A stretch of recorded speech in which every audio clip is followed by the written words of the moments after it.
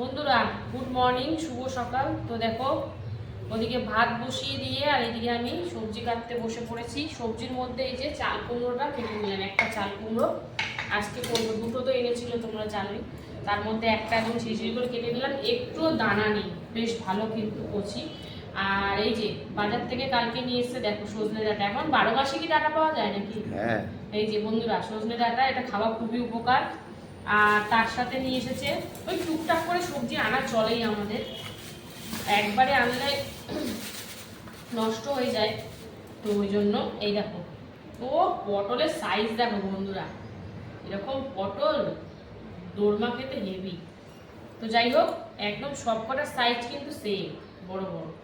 পটলটা দেখে মন খুশ হয়ে গেছে। তার মধ্যে আবার একটা নোটে শাক ফ্রি দিচ্ছে। আর এখানে রয়েছে, এখানে কি আছে দেখি, ওই বাবা, এখানেও তো আমার প্রিয় জিনিস রয়েছে। এই যে কি বলতো প্রিয় জিনিস, কাঁকরোল। কাঁকরোল এটা আমার ভাজা খেতে দারুণ লাগে। এই ডান্ডিগুলো তো ছোট কেটেছে কেন, কাঁকরোল। তার সাথে রয়েছে কাঁচা লঙ্কা। আর এই যে এগুলো কি লেবু বলতো, কি বড় বড় কাগজি লেবু। তো এই হচ্ছে বাজার। তো চলো এবার সবজিটা কাটবো, একটা পত্র কেটে নিয়েছি। তো ডাঁটাটা করবো, ডাঁটাটা আবার শুকিয়ে গেলে না ভালো লাগে না, তাই ডাঁটাটা যে করবো নিরামিষ দিনে হালকা করে একটু তরকারি করব। তো চলো, বাজারটা কেমন হয়েছে অবশ্যই জানি, একদম টাটকা টাটকা বাজার। তো চলো ডাঁটা কাটা কেটে নিই, তারপরে আসছি আবার। তো বন্ধুরা এই যে ডাঁটা কেটে আলু কাটলাম, টমেটো কাটলাম, আর এই দেখো আমার পছন্দের গোল গোল করে দুটো কাঁকরোলও ভাজবো ভাবছি।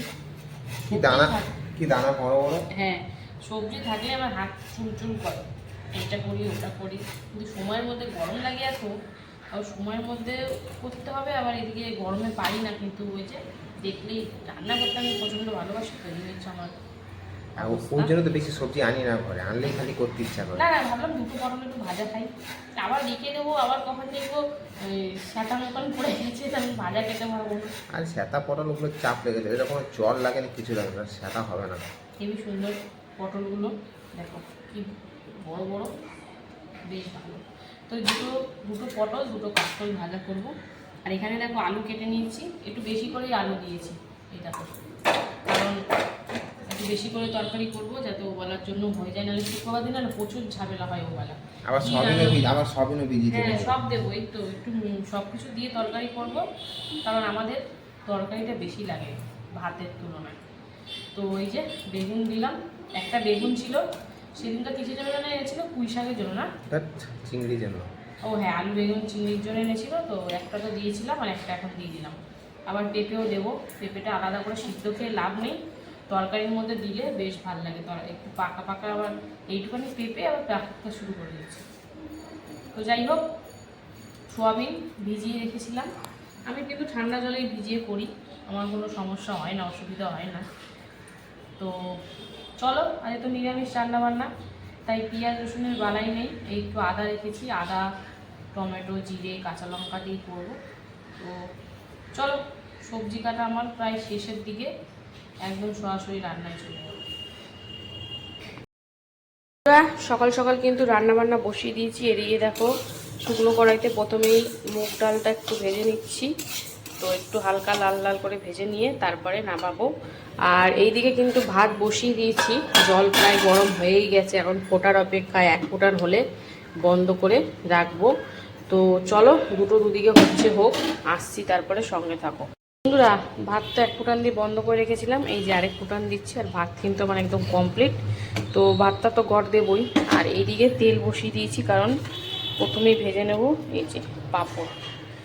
তো চলো, এখন ঠিকঠাক গরম হয়নি পাঁপড়ের তেলটা, তো চলো ভাতটা গড় দিয়ে তারপরে আসছি, ওই জন্য অল্প করেই দিলাম তেলটা, এখন ঠিকঠাক গরম হয়নি, একটু গরম হোক ততক্ষণ ভাতটা গড় দিয়ে আসি, নাহলে ভাতটা না একদম নরম হয়ে যাবে।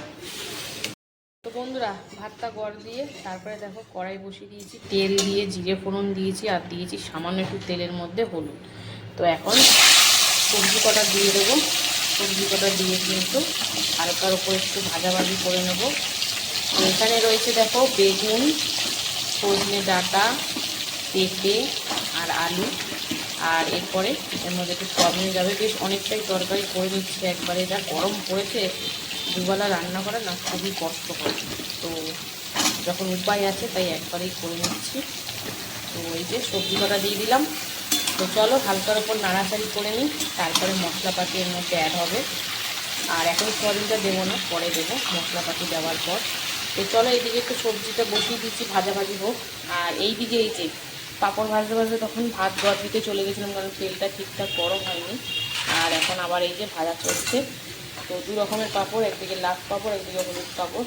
তো চলো পাঁপড় কটা ভেজে নিই, তারপরে আসছি, দেখতে থাকো বন্ধুরা। পাঁপড়টা ভেজে নিয়ে এবারে কিন্তু এই যে লম্বা লম্বা সাইজের পটল প্রথমে একটু ভেজে নিচ্ছি। তো চলো এইদিকে লবণ হলুদ মাখিয়ে পটল ভাজা বসিয়ে দিয়েছি। আর এইদিকে দেখো সবজির মধ্যে দিয়ে দিলাম লবণ আর হলুদ দিয়ে ভালো করে মিশিয়ে হালকা একটু ভাজাভাজি করে নেবো। তো চলো ভালো করে মিশিয়ে ভেজে নিই, তারপরে আসছি বন্ধুরা। এই দেখো পটলটা কিন্তু বেশ উল্টে পাল্টে একদম লাল লাল করে ভেজে নিয়েছি। তো চলো এবার ওই পিঠটা একটু ভেজে নিয়ে নামাবো। আর এই দিকে দেখো সবজি হালকা করে ভেজে নিয়ে কী কী দিয়েছি, লবণ হলুদ তো আগে দিয়ে দিয়েছিলাম, তারপরে দিলাম জিরে, টমেটো, আদা আর কাঁচা লঙ্কা। তো যা গরম পড়েছে শুকনো লঙ্কা দিয়ে আজকে আর করবো না, কাঁচা লঙ্কা দিয়েই ঠিক আছে। তো চলো একটু হালকা সামান্য মিক্সিং জারটা ধুয়ে জল দিয়েছি, একটু কষিয়ে নিই, তারপরে আবারও আসছি। তো সঙ্গে থাকো বন্ধুরা। এদিকে কিন্তু কাঁকরোল একদম সবকটা দিয়ে বসিয়ে দিয়েছি ভাজা। তো এদিকে কাঁকরোল ভাজা হচ্ছে। আর এদিকে কিন্তু মশলা কষতে কষতে দিয়ে দিয়েছি এই যে আগে থেকে ঠান্ডা জলে ভিজিয়ে রাখা সয়াবিন। তো ওটা দিয়েও এখন 1-2 মিনিট মতন একটু কষিয়ে নেবো, তারপরে কিন্তু জল যাবে। তো অনেক দিন এই তরকারিটা করা হয় না, মানে বেশিরভাগ ডাঁটা, বেগুন, আলু দিয়ে একটা তরকারি করি, তার মধ্যে সোয়াবিনও দিই। আজকে আবার একটু পেঁপেটাও অ্যাড করেছি। তো চলো সুন্দর করে কষাকষি করে নিই, তারপরে আসছি আবার। বন্ধুরা এই যে সোয়াবিন দিয়ে কষাকষির পর দিয়ে দিলাম পরিমাণ মতন জল, ডাঁটা, আলু, তারপরে পেঁপে সুন্দর করে সিদ্ধ হওয়ার জন্য। তো একটু হালকা ঝোল ঝোল না করলেও হবে না, দুবেলার মতন তরকারি। তো তো চলো এখন ঢাকা দিয়ে পেঁপেগুলো যা পাতলা পাতলা কেটেছি তাড়াতাড়ি সিদ্ধ হয়ে যাবে পেঁপে আলু। তো চলো প্রায় 5 থেকে 6 মিনিট মতন একটু ঢাকা দিয়ে লো ফ্লেমে সব সিদ্ধ করে নিই, তারপরে আসছি। আর এইদিকে যে চলো কাঁকরোলগুলো দেখি উল্টে পাল্টে দিই। তো চলো উল্টে পাল্টে তো দিলাম, ভাজা হোক আর একটু লাল লাল করে, তারপরে কি বসাবো অবশ্যই শেয়ার করব। তো এখন আপাতত এটা হোক আর এটাও হোক, আসছি আবার। এই যে ঢাকা দিয়ে প্রায় 5-7 মিনিট মতন রান্না করেছি। তো সবজিগুলো আশা করি সিদ্ধ হয়েই গেছে, হ্যাঁ একদম হয়ে গেছে। তো এবারে গ্যাসের ফ্লেমটা বাড়িয়ে দিলাম, আলুও হয়ে গেছে সিদ্ধ, একটু বলেছিলাম ঝোল ঝোল থাকবে। তো চলো এবার নামাবো। আর নামানোর আগে এই যে গরম মশলা গুঁড়ো দিয়ে দিলাম, দিয়ে বেশ সুন্দর করে কিন্তু মিশিয়ে এবারে আমি নামিয়ে দেবো। তো এই তরকারিটা তো কমপ্লিট। এবারে কিন্তু এদিকে বসিয়ে দিয়েছি কি বলতো, ওই চাল কুমড়োটা করবো, তাই জন্য জিরে, তেজপাতা, শুকনো লঙ্কা দিয়ে দিয়েছি ফোড়নে। আর এবারে এর মধ্যে দিয়ে দেবো আমি এই যে আগে থেকে কেটে ধুয়ে রাখা চাল কুমড়ো। চাল কুমড়োটা মুগ ডাল দিয়ে হবে। তো একটু হালকা ভাজাভাজি করে নিয়ে তারপরে ডালটা দেবো আগে থেকে শুকনো কড়াইতে ভেজে রাখা। তো চলো সুন্দর করে মিশিয়ে নিই। আর ওইদিকে তরকারিটা এবার নামিয়ে নিই, তারপরে আসছি আবার, দেখতে থাকো। চাল কুমড়োটা একটু ভাজাভাজি করে নিয়ে দিয়ে দিলাম কাঁচা লঙ্কা, লবণ, হলুদ। আর আগে থেকে এই যে শুকনো কড়াইতে ভেজে রাখা মুগ ডালটা ধুয়ে দিয়ে দিলাম। এবারে কিন্তু ঢাকা দিয়ে দিয়ে লো ফ্লেমে করতে হবে। লবণ দিয়েছি, জল ছাড়বে, আর সেই জলে কিন্তু এটা সুন্দর করে রান্না হবে। একটু সময় নিয়ে রান্না করতে হবে, আর সময় নিয়ে রান্না করলে কিন্তু খেতে দুর্দান্ত হবে। তো চলো সময় নিয়ে নিয়ে ঢাকা দিয়ে দিয়ে রান্না করবে, মাঝে মাঝে একটু নাড়াচাড়ি করে দিতে হবে, নাহলে লেগে যেতে পারে। তো চলো এটা ঢাকা দিয়ে রান্না করি, তারপরে আসছি, মাঝে মাঝে দেখাবো তোমাদের, সঙ্গে থাকো। বন্ধুরা ঢাকা দিয়ে এটা তো রান্না করছিলামই, দেখো সুন্দর করে কিন্তু জল বেরিয়ে একদম সব সিদ্ধ হয়ে গেছে। আর ডাল কিন্তু খুব একটা মানে গলবে না, এরকম গোটা গোটাই থাকবে, তাহলে ভাল লাগবে। আর এবারে আমি এর মধ্যে দিয়ে দেবো চিনি। চিনিটা একটু দিতেই লাগবে নিরামিষ তরকারিতে। তো 2-1 মিনিট মতন একটু রান্না করে নেবো, তারপরে কিন্তু নামাবো। তো চলো এটা হোক, তারপরে আসছি। এই যে চিনি দিয়ে খানিকক্ষণ ফুটিয়ে নেওয়ার পর এই দেখো একদম কাদা কাদা ভাব এসে গেছে। তো চলো নামাবো এটা। আর এটা নামানোর আগে কি দেবো বলো তো, চিনি তো দিয়েছি, এই যে একটুখানি ঘি দিতে হবে। ঘিটা দিলে বেশ সুন্দর হবে টেস্টটা। তো খুব একটা দিলাম না, অল্প করে দিলাম, যা গরম পড়েছে এতেই একদম সুন্দর গন্ধ হয়ে যাবে। তো এই ছিল আজকে আমার রান্না, শুক্রবারের নিরামিষ রান্নাবান্না। তো কেমন লাগলো তোমাদের অবশ্যই জানিও। তো চলো এখনের মতন টাটা, আবার দেখা হবে দুপুরে খাবার ভিডিওতে। ততক্ষণ সুস্থ থেকো, ভালো থেকো। হ্যালো বন্ধুরা, শুভ দুপুর। প্রতিদিনকার ন্যায় দুপুরের খাবার নিয়ে চলে এসেছি। তো আজকে হচ্ছে শুক্রবার, তো শুক্রবার মানেই তো নিরামিষ মেনু। তো চলো নিরামিষ মেনুতে যে কী কী রেখেছি প্রথমে তোমাদেরকে দেখিয়ে দিই। লাঞ্চ থালি সুন্দর করে সাজিয়ে নিয়ে বসে পড়েছি। রয়েছে ভাত, শসা, গন্ধরাজ লেবু, মুগ ডাল দিয়ে চাল কুমড়ো, পটল ভাজা, কাঁকরোল ভাজা, একটুখানি কাসুন্দি নিয়েছি। রয়েছে এখানে সজনে ডাঁটা, আলু, বেগুন, পেঁপে, সোয়াবিন দিয়ে তরকারি আর পাঁপড় ভাজা। একদম পুরোপুরি নিরামিষ, কোনো পেঁয়াজ রসুনের ছোঁয়া কিন্তু একটুও নেই। তো চলো প্রথমেই খাবো কাঁকরোল ভাজা আর পটল ভাজা দিয়ে, তার সাথে একটু কাসুন্দি নিয়েছি, তাহলে কিন্তু বেশ ভালো লাগে খেতে। মানে কাসুন্দির সাথে ভাজাভুজির কম্বিনেশনটা কিন্তু দারুণ লাগে। তো আমার তো বেশ ভালোই লাগছে। আর কারা কারা আমার মতন আছো এরকম ভাজাভুজি দিয়ে কাসুন্দি খাও অবশ্যই কমেন্টে জানিও।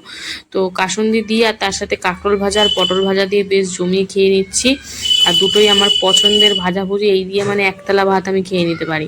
তো ভাজাভুজি দিয়ে খাওয়া কমপ্লিট করে এবারে খাবো কিন্তু মুগ ডাল দিয়ে চাল কুমড়ো করেছিলাম আজকে। এটা খেতেও কিন্তু অসাধারণ লাগে, নিরামিষ দিনে পুরো জমে যাওয়ার মতন। একটু হালকা গন্ধরাজ লেবু চিপে নিলাম, বেশ সুন্দর, তার মধ্যে ঘি দিয়েছিলাম, এটা হালকা স্মেলটা আসছে, একদম অসাধারণ জমে গেছে। নিরামিষ দিনে এইগুলো থাকলে আর আমিষের দরকার কিন্তু পড়ে না। তার সাথে পাঁপড় ভাজা তো রয়েছেই। তো চলো এই মানে মুগ ডাল দিয়ে চাল কুমড়োটা খেয়ে নিই। তো মুগ ডাল দিয়ে চাল কুমড়ো দিয়ে অনেকটা ভাতই প্রায় খেয়ে নিয়েছি। দুটো প্রিয় জিনিস, একদিকে কাঁকড় ভাজা, পটল ভাজা, তারপরে মুগ ডাল দিয়ে চাল কুমড়ো, এরপরে কিন্তু আসছে সজনে ডাঁটা, আলু, বেগুন, পেঁপে, সোয়াবিন সব দিয়ে একটা নিরামিষ তরকারি করেছিলাম। তো হালকার ওপর একদম মাখামাখি করে নিলাম, কাঁচা লঙ্কার ঝালেই কিন্তু সব করা হয়েছে। দেখতেই পাচ্ছ, কালার দেখেই বোঝা যাবে। আর একদম হালকা পাতলা যা গরম পড়েছে, খুব বেশি রিচ খাওয়া একদমই কিন্তু উপকার না শরীরের পক্ষে। খুবই গরম পড়েছে, এখন যত হালকা পাতলা খাওয়া যাবে ততই ভালো। তো একদম সুন্দর করে মাখামাখি করে খেয়ে নিলাম। আর সজনে ডাঁটার তরকারি কিন্তু বেশ খেতে হয়েছে, উপকারও খাওয়ার পক্ষে, আর ভালোও লাগে খেতে। এখন তো 12 মাসি ডাঁটা, তাই কোনো অসুবিধাও নেই, ইচ্ছা হলেই খাওয়া যায়।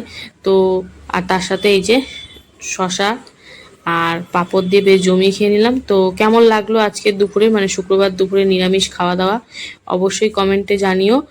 আর ভালো লাগলে পাশে থেকো, ডাঁটাগুলো একদম মারাত্মক কচি ছিল। তো চলো ভিডিওটা এখানে শেষ করছি, ভালো লাগলে সঙ্গে থেকো। এখন